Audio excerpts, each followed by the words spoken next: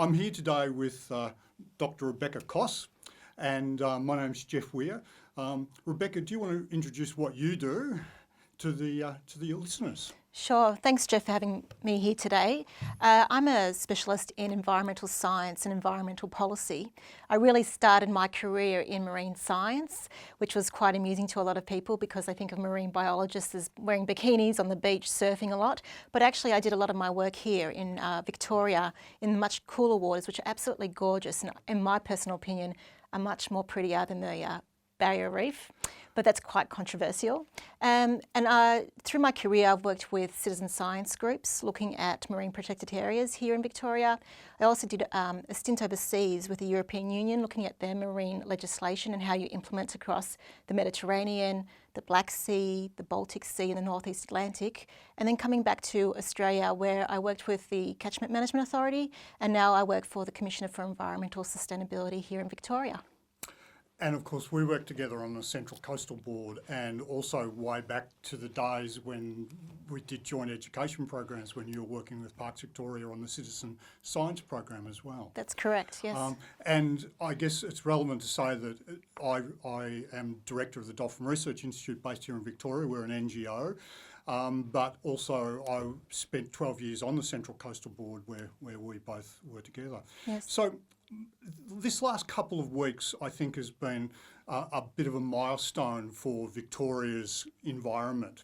So Beck, last week you were part of both finalising the writing and launching some very, very important environmental reports with your work for the Commissioner for Environmental Sustainability. So do you want to share something about that? Absolutely, Jeff. So last week we had a tabling in Parliament of the Victorian State of the Environment report and also the first ever State of the Yarra and its Parklands reports.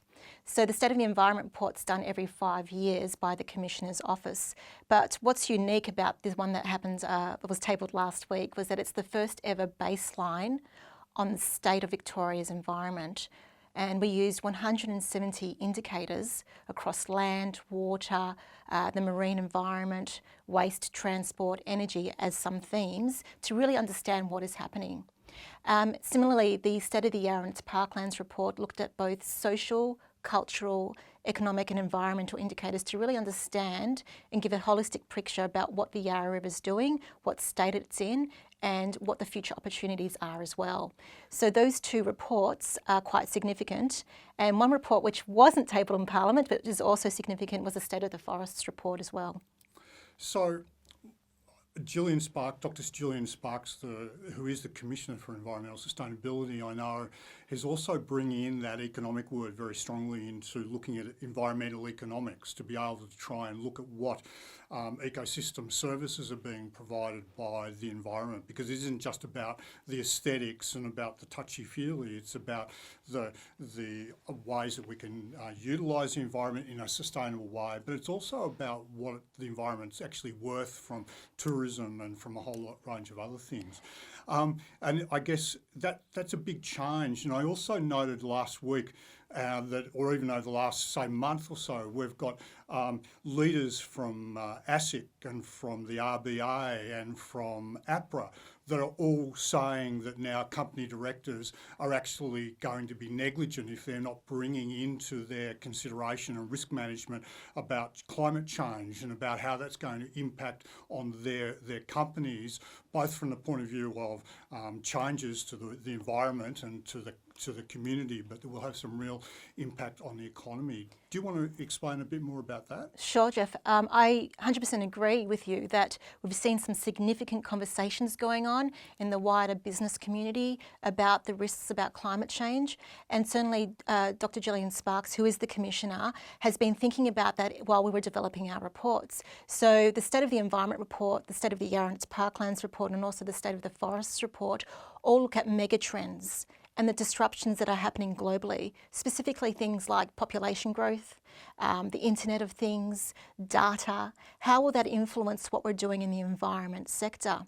And so the environmental economic accounts, which you were referring to before, Jeff, is one significant change that Gillian is pushing forward in all these State of the Environment reports. So the United Nations System Environmental economic accounts and also the Sustainable Development Goals should be hopefully taken up by government as a new reporting framework and structure where we can actually look at what is the cost of the environment if we do something detrimental to it. How are we measuring up in terms of the Sustainable Development Goals, not just within the environment, but also socially, economically and culturally. So those new reporting structures definitely make us think about, you know, how will climate change impact the natural environment, something that we come to value and love. As you know, with your Dolphin Research Institute, how many people come down to the beach each summer and love hanging out at the beach, and they love their piece of coast. But how much is that of value to each individual person if we didn't have that? So thinking about the environment in economic terms is quite important for how we actually also manage it in the future. We've both got salt water in our veins, and I was a little tacker when I first started to get the salt water in my veins. Let's turn to our Victorian, Southern Australian coastal marine environment, because it has some incredible values that stack up as much in so many ways as what's in the tropics. What thing about Victoria's marine environment sticks in your mind? What stands out for you in your experience? Sure. Similar to you, Jeff, I was snorkelling at a very young age at my local beach, which is a local beach in Port Phillip Bay. And what stood out for me was the diversity of colours, shapes and sizes of what we see in our water. So one unique fact that many Victorians don't know is that the seaweeds we find in Victoria are 90 to 95% endemic, which means you can't find them anywhere else in the world. The beautiful colours and they look like underwater forests for me when I go snorkelling or scuba diving. Some of the fish are gorgeous, and my favourite animal of all time is also here in Victoria, which is the weedy sea dragon, which is very much local to the seagrass beds around Flinders and other parts of Victoria.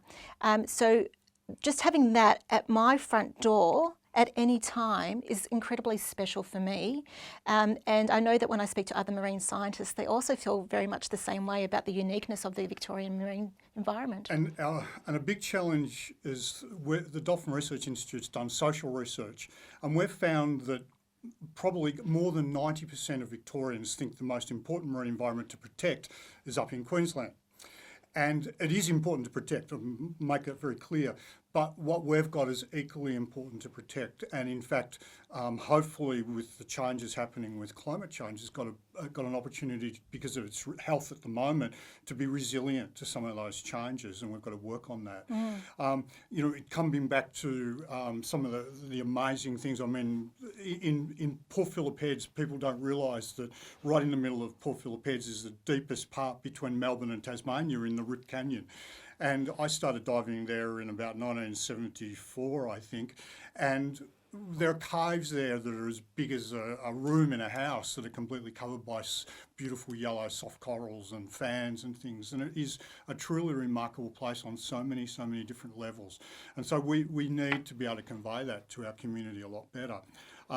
But the bay is also one of the few waterways in the world that's next to 5 million people, because we ticked over 5 million last September, I think, where that's actually healthier than it was 50 years ago.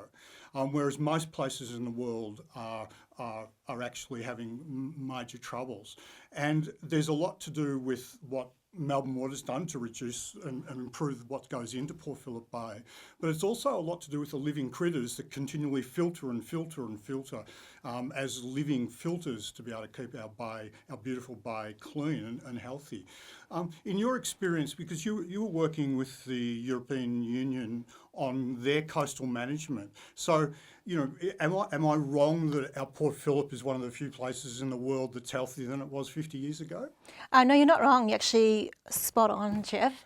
And I think the emphasis that you put there was the good work that's been done by Melbourne Water, but also the state government as well. The introduction of our Marine and Coastal Act last year certainly puts the marine and coastal environment centre in front of mind in the way that we look after it and care for it. When I was in Europe, one of the most noticeable things that I saw was, aside from the Mediterranean, that people do like the coastal environments, but here in Australia, we love them a lot more. And the amount of volunteering, the citizen science program that goes on, even the ambassador programs that you have through the Dolphin Research Institute are really a testament to how much we are connected to our marine and coastal environment. I didn't see that as much in the European Union. And certainly in the Baltic Sea and also the Black Sea, they refer to them unofficially as dead seas, which is really disappointing. So there's no longer any fish. The system's actually flipped. So it's not really a healthy and vibrant marine environment anymore. We are lucky that Port Phillip Bay, Western Port Bay, for example, Corner Inlet, are areas where we can actually go to, we can see the natural environment be very vibrant, but also we need to think about how that will continue for the next 50, 100, 150 years down the track. And so getting community involvement through citizen science is really powerful. I might just share a story that part of our citizen science program that occurred last year. We had a report of a young humpback whale calf that was savaged by some sharks up in Hervey Bay. It was about 6 weeks old, they estimate, up in Hervey Bay, and they got some photographs of the injuries. So you imagine how some of these mothers, humpback whale mums, are so obviously protective to get their calves to survive. So the mum's been able to fend off the sharks, help her calf at least be safe. The calf's healed up enough. I mean, she's still having to feed it something like, 150 to 200 litres of milk every single day. Then another citizen science picked up the same calf and mum off Wilson's Promontory 49 days later. Wonderful. So you imagine that coming through. And so those sorts of understandings can come from the community getting involved and then taking them through a good, solid, structured citizen science program to be able to help build our understanding. Now, one of the things that I'm concerned about a little bit that worries me is that we often don't ask the right question. We jump at conclusions. And often we're almost stopped from asking the right questions. So in your experience here and overseas, do you want to elaborate on questions? Sure. I think questions are fundamental to really teasing out what the problem is. And it's not just also about the questions, but about having the right people in the room to ensure that whatever question we come up with is the right question as well. So, for example, when I was running the Sea Search program, which is a citizen science program for Parks Victoria, it wasn't just about, well, let's just get volunteers out there and measuring anything. What is concerning to the volunteers, who are the citizen scientists, that they want to measure? You have to ensure that the question that you're asking will result in some really good information that you can use in the future. It's really valuable to ensure that the question is relevant to what's going on today, can help identify things in the future, and actually is a really well-tested question as well. So questions are absolutely important before we dive in too deep and go down the wrong path. So that's from the point of view of the science, but then there are sometimes things that happen. So a good example last year was we had a stranding of a very offshore species of small whale up the top end of Port Phillip. The necropsy showed it had seaweed and it had plastics in its stomach, and then the assumption was it died from eating plastic. Now, this is an animal that was pregnant. It was 400 or 500 kilometres out of its normal range because it feeds on squid off the edge of the continental shelf out in the Tasman Sea. And no one stopped to ask the question, hang on a minute, maybe we should be looking at the prey source out in the Tasman Sea. And what happened was that other observations showed that there were a whole lot of other strandings of the same species in the months ahead. And so often we just say, this is in front of us, we can draw our conclusion with this without going and thinking through and looking for the patterns. That's right. And I think that's a really important point you raised, because especially with the Internet of Things, when we're using a lot more data, and there's a lot of data out there, I mean, there's over 1 trillion megabytes, whatever we call it, of data being produced every year. So with all that information, how do we sift through all that to find the right information?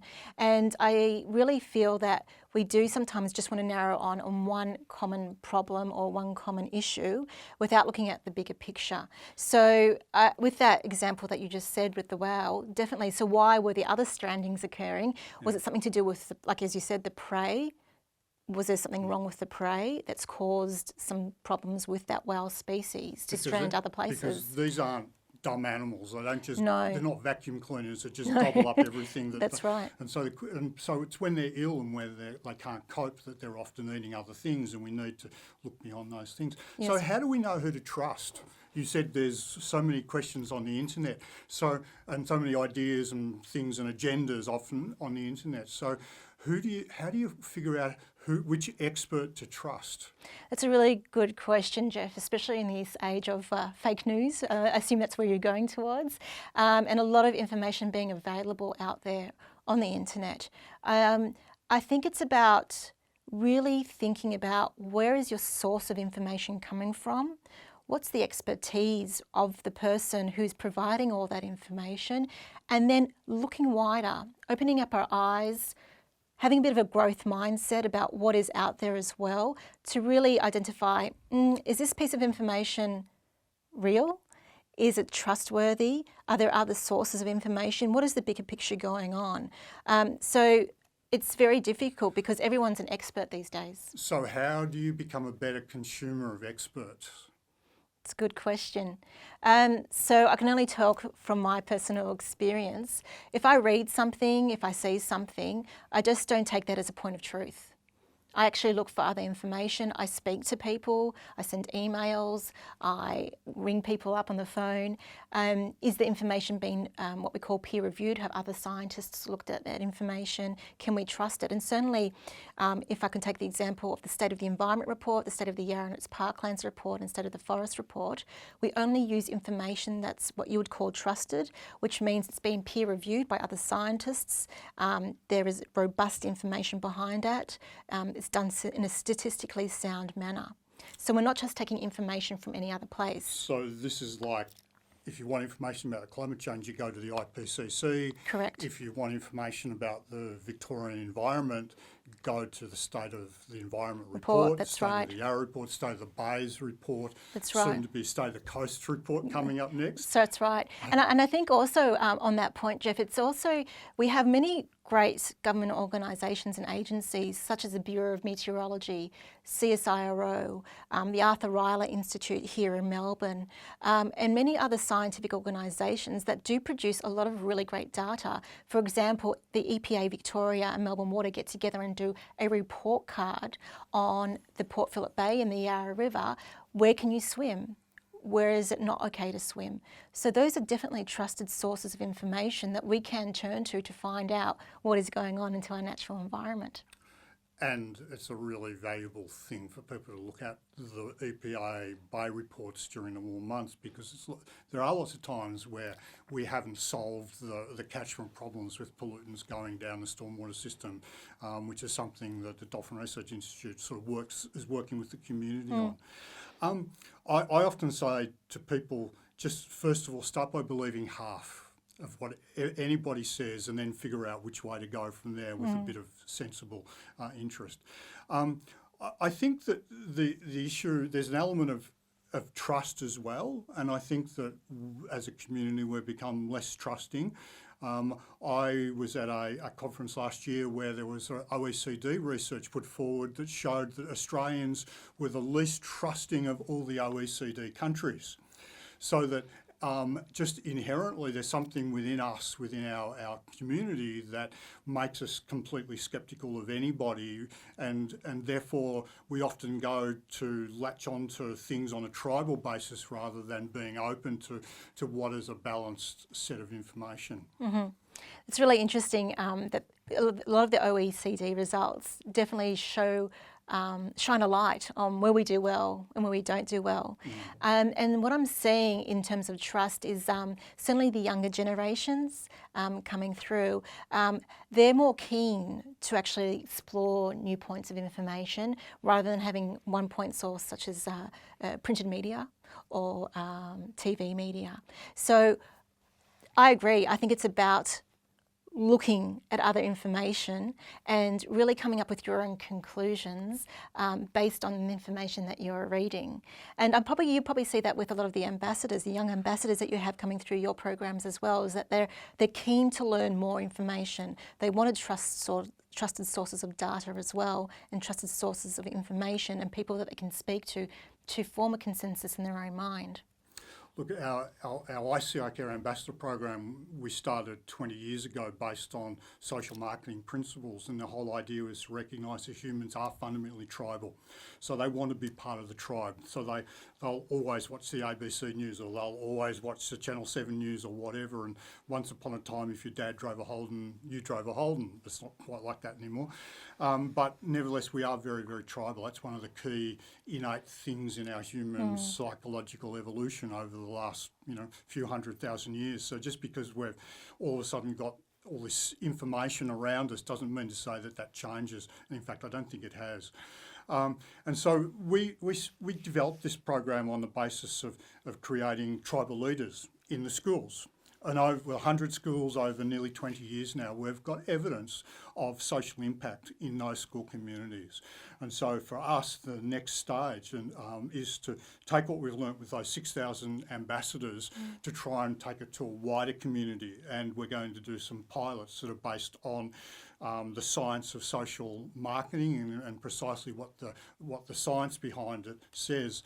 And it's a real challenge because it's counterintuitive to what we implicitly think. We implicitly think because we're educated, those of us who are lucky enough to get a good education, we think that education's the answer to be able to get people to change their behaviours. But the evidence doesn't support that. The evidence doesn't support that awareness and knowledge and understanding actually changes behaviours. You just have to look at the beaches every summer and see all the young girls in particular that are out there sunbaking, and they are aware, knowledgeable and understanding about skin cancer, but it's more important to be part of their brown tribe.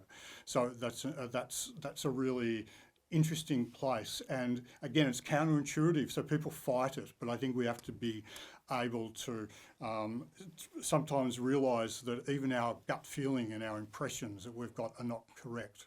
Yes, I would agree with that in terms of listening to gut feelings and impressions and the experiences that we also have. And I think I would also like to state that there's a lot of really great work going out there that the community should be trusting in. There's a lot of volunteer groups, whether it's in the marine environment or on land, such as Land Care, Coast Care, that is doing great stuff. But also government's become a lot more transparent over the past few decades as to what we are doing to try and improve our natural environment. So for example, we have the Biodiversity 2037 framework. Underneath the Marine and Coastal Act that was legislated last year, we are developing a new marine and coastal policy. We're creating a marine spatial planning framework. Which we're both working together. Work on, that's yes. right. So there is a lot of work going underway, and we should be more trusting of those processes because they are trying to achieve for the greater good for the Victorian community across the state. So if we go back to the state of the environment, and we've got State of the Bays, which with an S, so it's Port Phillip and Western Port, That's which right. is often a poor neglected cousin. The State of the Bays was actually really positive. The report card that was published from the Commissioner's Office was very, very positive. It's not quite so positive for the Yarra and for the broader Victorian environment, so there's a lot of work to do. But you mentioned to me that there's also not enough knowledge, there's not enough research, or the research is very out of date. So what we've found is a lot of the data was unavailable to make some proper assessments for different elements of the natural environment. And because we've raised this, we're trying to we're trying to create those opportunities for data to be more available. So really thinking about how are we investing in our monitoring and evaluation of what's going into the natural environment, and how can we use the Internet of Things to do that better? So sensors, automated vehicles.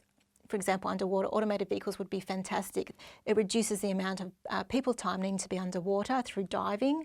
I've done that before. I've spent a lot of time underwater diving and taking down how many fish we see. So how can we use these new opportunities through the Internet of Things and other disruptions to really improve our knowledge about the environment? And also using the United Nations Sustainable Development Goals as a framework to really get a holistic picture about what's going on. So certainly data is important to make decisions for the decision makers, which will filter down to the community. So about 40 years ago, there were a lot of scientists, biologists employed by the state government, and they would routinely be out there doing surveys and building the corporate knowledge of what's in Victoria's environment generally. Now, those days are long gone, and so now what tends to happen is when someone wants to do something like a development somewhere or a mine or whatever it might be, there's an environmental effects statement done, and then that means that you get quite up to date but very short bursts of research to answer very short questions, but there isn't the long-term knowledge to understand whether what we're seeing now is actually a dip or a peak that we need to really understand more to make the best decisions. So at the moment we haven't got the information to make the best decisions. We're going to make the most of what we've got. And for things like the work the Dolphin Research Institute does with the long-term monitoring of marine mammals in our region, and also birds, the citizen science in birds are probably the best example that we know more about birds than probably anything else as a result of all the amateur ornithologists reporting their sightings and being involved in volunteering. So I don't think we're going to get more government bureaucrat scientists because the ones that are there now are in policy, they're not actually out doing things. So how do we solve that? That's a really good question. So for those who are not familiar with how environmental monitoring works and evaluation, so to see significant change in the environment requires long periods of time of monitoring, investigation and understanding. Unlike other sectors or knowledge areas such as economics, where we can see peaks and troughs pretty quickly with what's happening globally in the business world or within Australia on the ASX, for example, the environment takes longer to change, and to see those changes requires long-term investment in long-term monitoring programs. There are some really still fantastic scientists in the government sector, certainly at Arthur Riley Institute. Don't get me wrong. Yes, don't get me wrong. And fishery scientists as well within the Victoria's fisheries area, but certainly there are less of them. So what's been happening is we turn more towards universities and the academics and also the postgraduate students who are doing their research on, could be a specific species of fish, for example, or a seaweed, or they're looking at the ecology. So it's about the diversification now of where data is coming from. But certainly there should be some more long-term investments in monitoring, but also a much more coordinated approach. And one of the major recommendations in the State of the Environment Report, the State of the Yarra and its Parklands Report and State of the Forest Report was to have the appointment of a chief biodiversity scientist who can oversee all the monitoring, whether it's on land, in freshwater or in the marine and coastal environment, so they can actually get some long-term understanding of what's happening to our natural environment, and also to ensure that the investment put into that monitoring is done in a very coordinated and clear manner across, not just within the Department of Environment, Land, Water and Planning, but also to have an understanding of what's going across other government portfolios as well. And to break down the silos. That's right, which exactly. we know from our days on the coastal board was always a barrier to effective long-term management. Yes, and I think that's also from a bit of a legacy too, Jeff, from historic legislation and policies. As we both know, the way that we divide up and invest in the natural environments is done in a very fragmented way. We have a Catchment and Land Protection Act, for example. We have a Marine and Coastal Act. We have a Forestries I'm going to get this wrong, the Forestry Act, but there's a lot of acts within the forestry space. So because of those divisions, the way that the money is divided up is done in a way that we look at small pockets rather than looking at the big picture. And certainly that's where the Aboriginal Victorians, for example, are very good at, because they don't actually look at boundaries, they look at the holistic picture of the whole environment. So they don't just go, okay, the land ends here and then that's where the river starts, and then, oh, the land stops here and that's where the marine system starts. They look at it as one continuous living entity. And that's really helpful when we think about the natural environment as well. So it's not council boundaries that are important for ecosystems. That's right. Strange that. And certainly it helps having that mindset, because you can start to see then the benefits to humans as well, and our health and well-being. Now, the thing is, this is about sustainability too. It's not about hands off, and it's a really interesting thing that often, because the Dolphin Research Institute tries to take a balanced approach, an evidence-based approach to everything that we do. When something happens where there's a company wanting to do something or whatever it might be, we'll say, okay, sometimes we'll be part of an EES process, or at least we'll monitor that and look at what's happening, talk to the scientists working on it, so we can have a well evidence-based answer when we come to a position that we might take on it.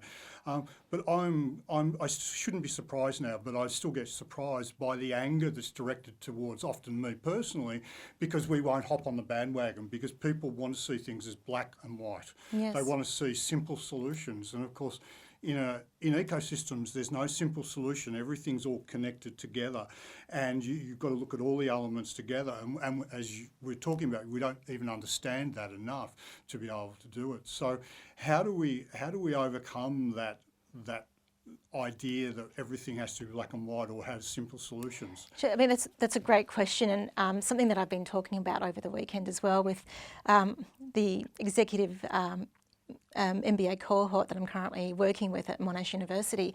And really what it comes down to, I'm finding, is that sustainability as a term means different things for different people, and also everyone has different values. Yes. And I think when we're having conversations, I think it's really important that we come to the table being very clear about what our values are around sustainability and about the natural environment, because through that we can start to unpick and understand where people are coming from. And agree, people want to have a black and white answer, and the environment's not that at all. It's complex, it's multifaceted, and to actually create sustainability in the natural environment requires to have that conversation about complexity through understanding people's values and what sustainability means to them. And that brings in the question of, or the point of, uncertainty. And how do you evaluate these situations where we don't know where the answer's going to be? And I guess that's a bit like so many other parts of our world, with even with economics and things like that, where there are lots of uncertainties, and we just have to deal with that. And I guess it's a fundamental thing for humans to see change as a major risk, because it was when we were growing up in the caves and on the grasslands, Yes. 100, 200,000 years ago, and it's still implicitly with it, we're afraid of change. And I think also to do with that too, Jeff, is that as humans we want to see change, we want to understand black and white. And I think what we've been lacking is some sort of overarching reporting framework to actually see what is the change occurring. And the United Nations Sustainable Development Goals and the System Environmental Economic Accounts is a set of tools that we can start doing that reporting and measuring to see, well, how are we progressing?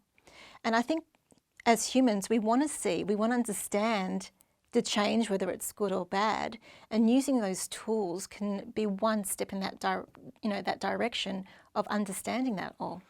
Yes, I think change is the only thing that's absolutely certain. Correct, that's right. So we're going to work on that. Yes. Well, look, Rebecca, we've probably covered a whole lot of different things today, and there's we need to help the community have a stronger appetite for change. We need to help them become more trusting. We need to get them to see perhaps outside themselves a little bit more, to see where we fit in the environment. Absolutely, and I think a really great place to start, Jeff, is if the community wants to understand more about the marine and coastal environment, is obviously go to your website, do a bit of a plug here for you, but also look at the State of the Environment report, the State of the Bays report, the State of the Yarra and its Parklands report, look at the evidence base that's formed all that information to actually get an understanding of what's happening in our natural environment. I think that's probably a really good place to end. So thanks, Rebecca, for your Thank time. you, Jeff. Thanks. And we'll catch up at the next coastal thing, wherever it is. Fantastic. Thanks so much, Jeff.